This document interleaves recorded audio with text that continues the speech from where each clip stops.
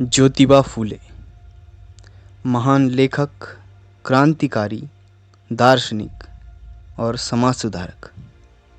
ये सब किसके बावजूद, जब बहुत सारी कुप्रथाएं और अंधविश्वास से भरी मानसिकता चारों ओर फैली थी। सोचो कैसी मानसिकता और विचारधारा रही होगी उस समय लोगों की।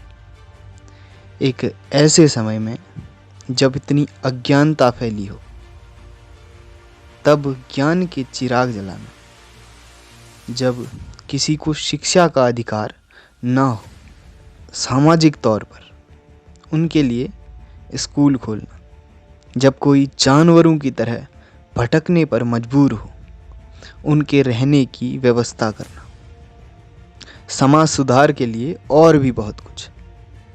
ऐसी विषम परिस्थितियों में इतना कुछ कर पाना खुद में मायने रखता है। उन्होंने शिक्षा पे जोर दिया और वे सही मायनों में शिक्षित भी हैं। नहीं तो ऐसी शिक्षा का क्या जो मानव हित और जनसामान्य के लिए उपयोगी ना हो। उस समय लोगों को कई अधिकारों से वंचित रखा गया था, खासकर महिलाओं को, वो भी शिक्षा के लिए। अगर समाज में खराब अवधारणाएं चल रही हों तो उसका असर उस समय पैदा हुए लोगों में पड़ता ही है। ज्योतिबा भी ऐसे ही माहौल में पैदा हुई। इस वजह से ज्योतिबा की शादी कम उम्र में ही हो जाती है सावित्रीबाई फूले के साथ, जिनका महिलाओं की शिक्षा में महत्वपूर्ण योगदान रहा है।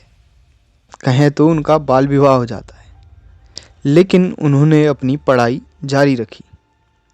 लेकिन जीवन में एक बड़ा परिवर्तन भी किसी भी घटना से आ सकता है, और परिवर्तन के लिए उन्होंने एक किताब थी जो पढ़ी, वो थॉमस पेन की राइट्स ऑफ द मैन। उससे वे काफ़ी प्रेरित हुए और उन पे आंतरिक स्तर पे बदलाव हुए, जिससे वो अपने आसपास फैली असामाजिकता के खिलाफ जागरूक हुए। जब स्त्रियों को शिक्षा से वंचित रखा जाता था, उस समय में उन्होंने और उनकी पत्नी सावित्रीबाई फूले ने मिलकर लड़कियों के लिए पहला स्कूल खोला।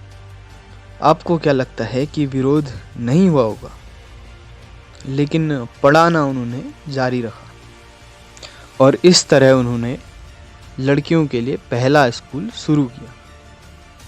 आज आवारा जानवरों के लिए रहने की व्यवस्था कराई जाती है, लेकिन उस समय में लोग भटकने पे मजबूर थी, खासकर वो स्त्रियां जो विधवा हो चुकी। लोग उन्हें स्वीकार करना पसंद नहीं करते थे।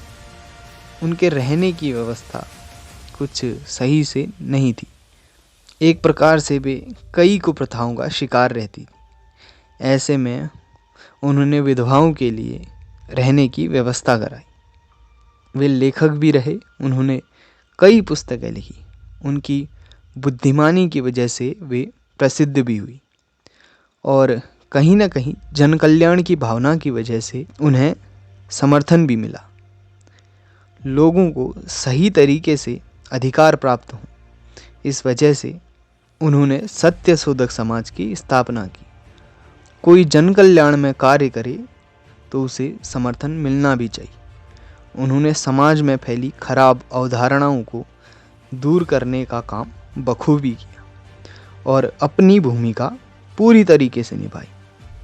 ऐसी खराब परिस्थितियों में पैदा होना और लोगों से कैसा भी व्यवहार रहा हो, उनके लिए इतना कुछ करना वास्तव में उनके एक सच्चे समाज सुधारक होने को दर्शाता है।